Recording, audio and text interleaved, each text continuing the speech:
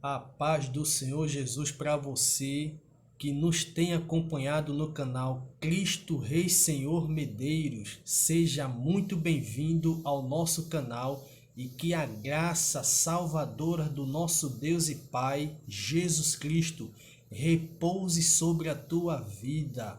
Hoje nós vamos estar aqui trazendo mais um tema sobre a teologia sistemática e você não pode perder de assistir a esse vídeo. Então fica aí ligadinho que após a introdução do nosso canal nós vamos estar de volta aí trazendo uma lição maravilhosa da parte de Deus para a tua vida. Então, se você tem ao seu alcance papel e caneta, pegue para fazer suas anotações. Caso você tenha alguma dúvida e você queira depois fazer pergunta, você vai lá nos comentários, coloca lá a sua pergunta que eu vou estar respondendo para você. Então, não sai daí que eu volto já já trazendo essa lição maravilhosa da parte de Deus para a tua vida, em nome de Jesus Cristo. Amém.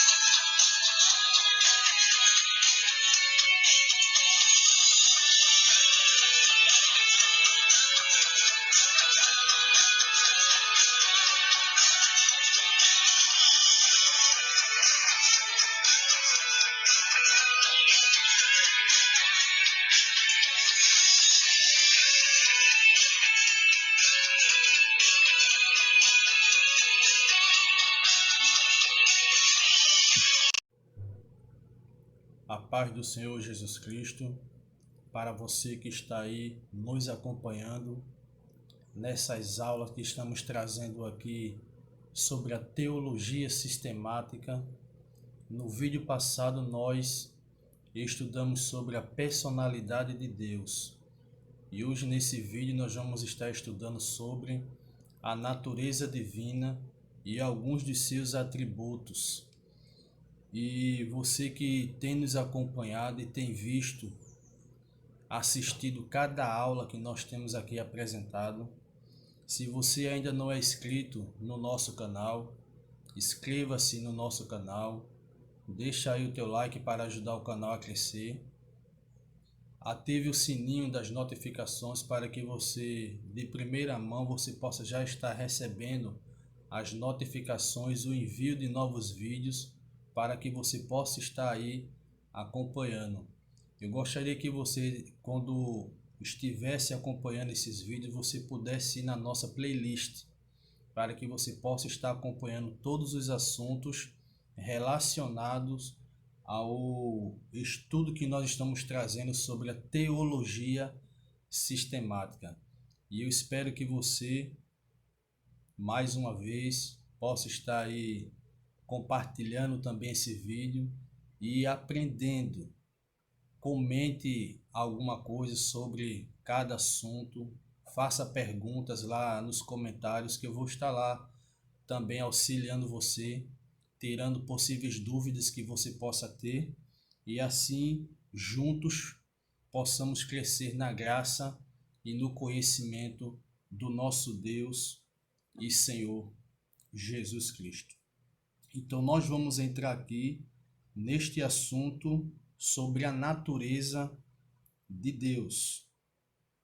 Diz aqui o comentário da lição o seguinte no início do assunto: como pode aquilo que é finito compreender e expressar aquilo que é infinito? O próprio povo escolhido procurou representar e descrever Deus a seus semelhantes quando na sua fraqueza fizeram ídolos de metal, coisa que ainda hoje é feito pelo homem. E aqui nós nos retratamos naquele episódio quando o povo de Deus ele saiu da terra do Egito e estava no deserto agora. Aí quando Moisés sobe ao monte Horebe e ali ele fica com Deus, aliás, o monte Sinai, perdão aqui pessoal, o monte Sinai, e ali ele fica 40 dias e 40 noites com Deus, e o povo se desesperou. Achou que Moisés tinha morrido, que Moisés não ia aparecer mais. Aí faz pressão na pessoa de Arão. Aí Arão vai e faz um ídolo de fundição, quando ele faz ali aquele bezerro, e eles representam Deus através daquela imagem, achando que aquilo ali seria a forma de Deus. E eles começam a adorar, começam a festejar, e assim é feito ainda hoje. O homem ele trocou a semelhança de Deus pelo homem, né? Idolatra o homem. Então, como pode aquilo que é finito, nós somos finitos, a nossa mente é finita, como é que pode haver uma compreensão daquilo que é infinito, daquilo que não se pode expressar com uma linguagem humana? Como é que pode? Então o povo, ele errou feio, como hoje também não é diferente, né? As pessoas erram feio, né? Quando eles se prostram diante de uma imagem de escultura, quando eles idolatram algum objeto, alguma coisa, ou até mesmo alguém, no lugar de Deus. Que ele não tem a compreensão daquilo que é infinito. Deus pode ser revelado e crido de acordo com a medida de nossa fé, porém não pode ser analisado num tubo de ensaio de um laboratório para ser dissecado por quem quer que seja. Aí diz aqui o Catecismo de Westminster que Deus é espírito, infinito, eterno, imutável em seu ser, sabedoria, poder, santidade, justiça, bondade e verdade. Como é que um Deus desse pode ser compreendido com a mente humana finita? Não se pode compreender Deus na sua totalidade. Por isso que nós o conhecemos em parte, ou seja, parcialmente. A nossa mente só adquire o conhecimento de Deus segundo aquilo que nos é revelado pelas Escrituras Sagradas e não mais além, porque Deus, ele é muito mais além do que aquilo que as Escrituras nos revelam. A despeito da infinitude de Deus, há determinadas coisas que podemos saber a respeito dele, pois ele se revela com o auxílio das Escrituras e da operação do Espírito Santo. Deus pode ser conhecido, ainda que parcialmente, através de seus atributos naturais e morais, que é o que nós vamos estar vendo aqui neste exato momento. E como ponto de partida, nós vamos ver aqui, em primeiro lugar, os atributos naturais de Deus, ou atributos incomunicáveis. Aleluia. Os atributos de Deus são as suas perfeições reveladas nas Escrituras que constituem sua essência, revelando o seu ser e o seu caráter. Esses atributos naturais, pertencentes unicamente à natureza de Deus, eles são incomunicáveis aos homens. Ou seja, nenhum ser humano na face da terra possui nenhum desses atributos incomunicáveis da parte de Deus, porque ele só pertence à natureza de Deus. Então nós vamos ver aqui, em primeiro lugar, o primeiro atributo natural de Deus é a vida. Deus, ele tem vida em si mesmo e independente Ele não tem uma existência como a nossa. Deus, ele é incriado, ou seja, ele não foi criado por ser nenhum, porque se fosse o caso de Deus ter sido criado por um outro Deus que existisse, aonde está esse outro Deus que possivelmente seria o Pai de Deus? Teria ele morrido? Teria ele tido um fim? Então, as Escrituras Sagradas ela nos revela, lá em Isaías 43:10, que antes dele não houve Deus nenhum e depois dele nenhum outro haverá. Então, Deus ele tem vida em si mesmo e independente, ou seja, ele não precisou ser criado, ele existe por si só. Então, veja, qual dos seres humanos tem esse atributo? De ter vida em si mesmo e existir independentemente. Ninguém que existe hoje na Terra disse eu vou existir. Não. Deus ele existe por si só. A vida de Deus está intimamente ligada ao próprio fato da existência de Deus. Há coisas que existem que não têm vida. Um exemplo que nós podemos citar aqui: as montanhas, os montes, a Cordilheira dos Andes. Então, as grandes rochas, os vulcões, que são coisas criadas e elas não têm vida. Mas Deus não só existe, ele é vivo e possui vida, ou melhor, ele é a própria vida. Dele, nele, por ele e para ele emana tudo e todos os seres criados, animados ou inanimados. Lá em João capítulo 5 e o versículo 26, Jesus chega dizendo o seguinte: assim como o Pai tem a vida em si mesmo, assim também confiou ao Filho ter vida a si mesmo. Então Deus, ele tem vida, ele é a própria vida, independente. Ele não precisou de um poder anterior a ele para poder existir. Ele existe simplesmente por si só. Simplesmente Deus existe e isso é algo inexplicável.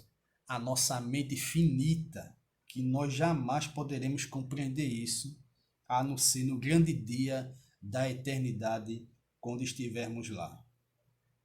Segundo a espiritualidade de Deus, Deus é o Espírito, Deus é o Espírito perfeito, com personalidade plena.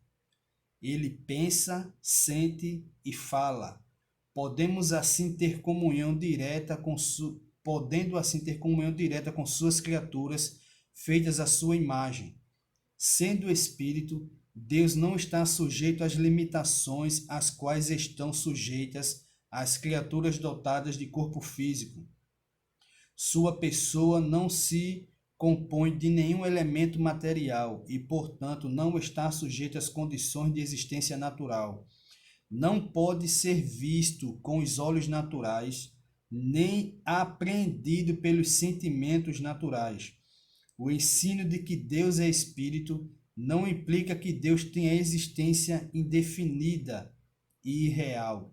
Portanto, Deus é uma pessoa real, mas de natureza tão infinita que não se pode apreendê-lo plenamente pelo conhecimento humano, nem tampouco se pode descrevê-lo em linguagem humana, inclusive por causa da queda do homem e seus nocivos efeitos na totalidade do homem, espírito, alma e corpo. Então, o homem jamais ele vai chegar a um consenso de compreensão da totalidade de Deus. O apóstolo Paulo ele foi arrebatado ao terceiro céu. E a Bíblia diz para nós que ele ouviu palavras que aos homens era impossível, palavras inefáveis, que a compreensão humana jamais poderia ter um entendimento claro daquilo.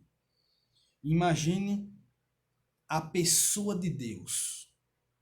Você já viu como é que o apóstolo João descreve no livro do Apocalipse?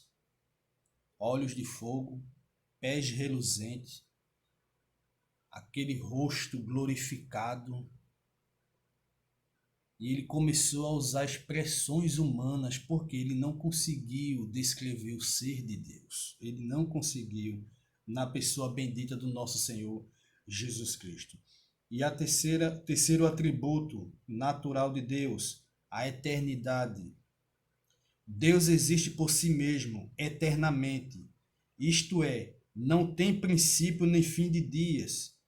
Eternidade se aplica ao que transcende a todas as limitações temporais. Disse um certo sábio que o tempo tem relação estrita com o mundo dos objetos.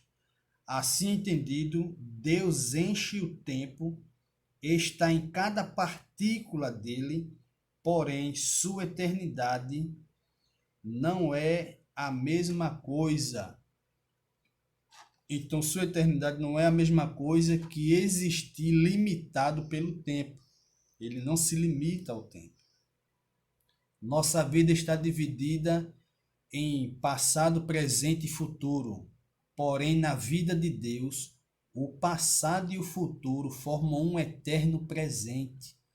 Ele é o eterno eu sou. Sua eternidade pode definir-se com aquela perfeição divina por meio da qual ele se eleva sobre as limitações temporais. Quando pensarmos na pessoa de Deus, sua eternidade, pensamos nesses moldes. Então, a eternidade de Deus é um outro atributo que só pertence a Ele. Homem nenhum é eterno nessa vida, porque são criaturas de Deus, foram criados por Ele, não têm vida independente e são sustentados pela palavra do seu poder. Louvado seja o nome de Jesus por isso. Um outro atributo de Deus, a imutabilidade de Deus.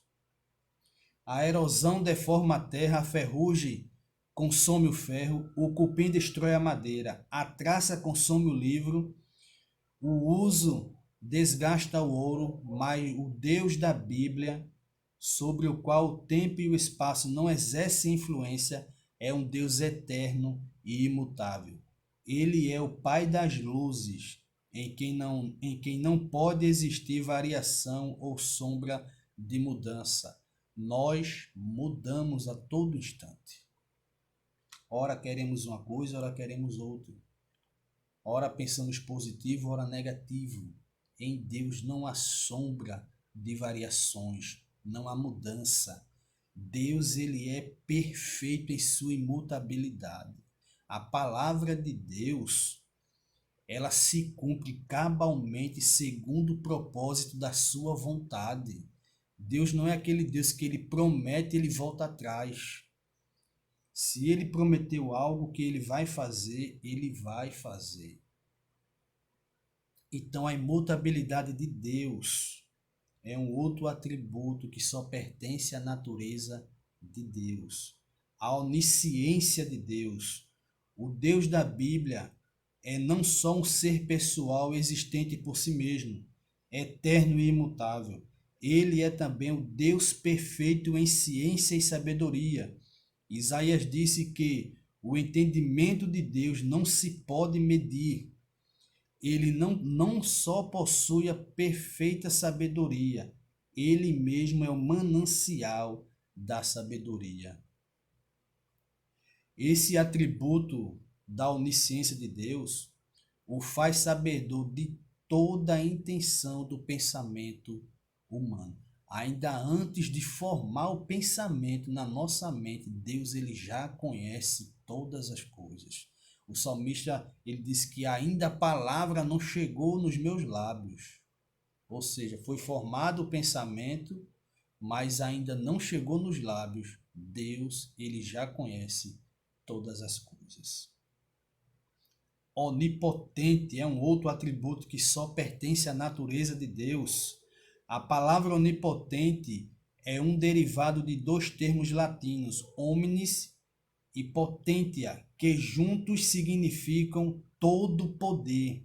Esse atributo aplicado a Deus mostra que o seu poder é ilimitado, que ele tem poder de fazer qualquer coisa que queira segundo a sua perfeição e segundo o propósito da sua vontade. Então Deus, ele é onipotente, ou seja, todo poderoso. A onipresença de Deus, por sua onipresença, é que Deus está em todos os lugares. Ele age em todos os lugares e possui pleno conhecimento de tudo quanto ocorre em todos os lugares ao mesmo tempo.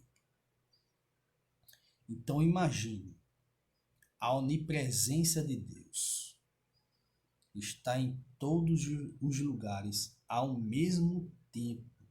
Qual dos seres humanos pode estar ao mesmo lugar no mesmo tempo?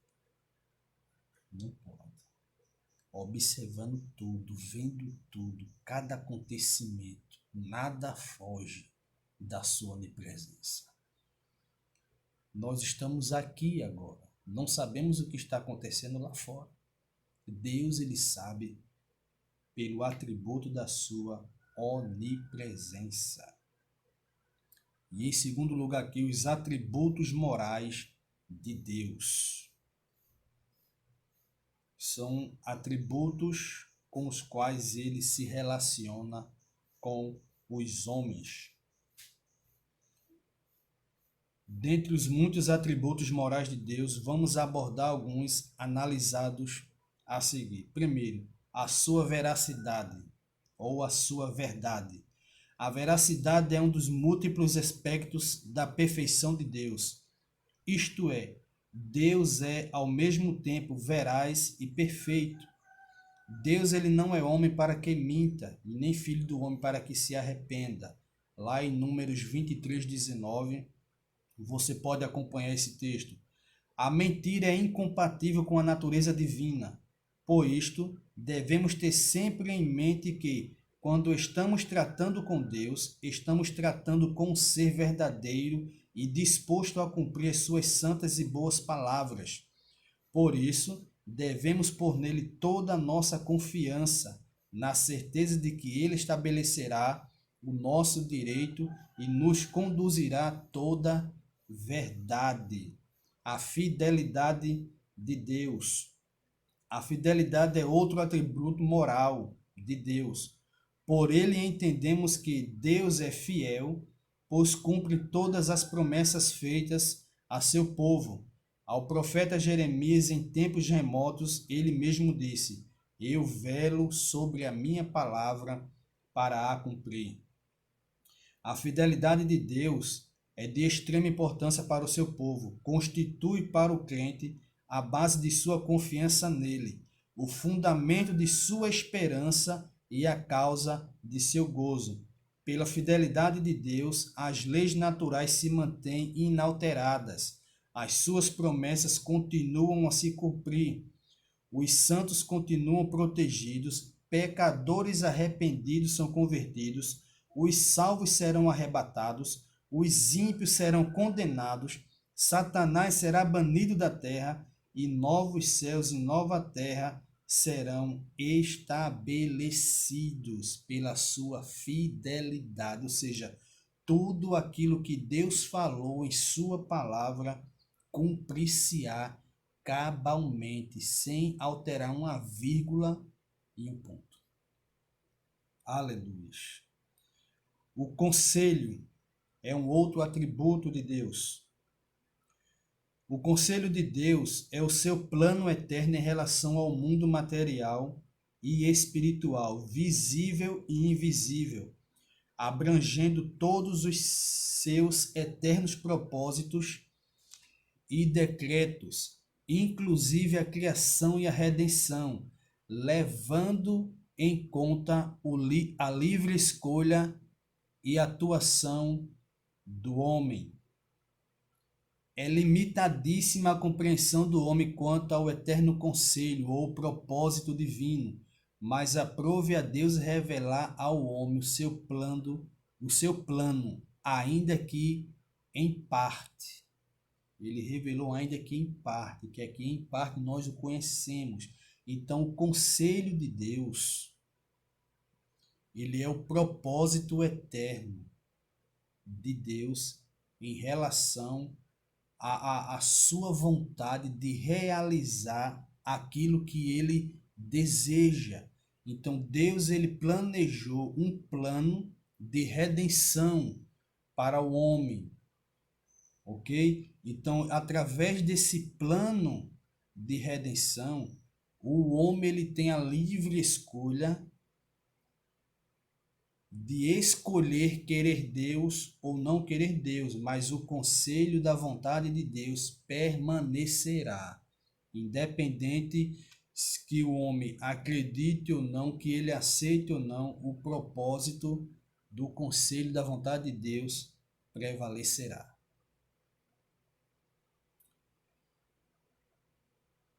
Um último atributo de Deus aqui para a gente está encerrando esta parte desta lição.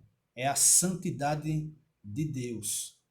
A santidade de Deus é a soma de todos os seus atributos morais e expressa a majestade de sua natureza. É o atributo moral enfático de Deus. Se é que existe qualquer diferença em grau de importância entre os seus atributos morais, a santidade de Deus ocupa o primeiro lugar.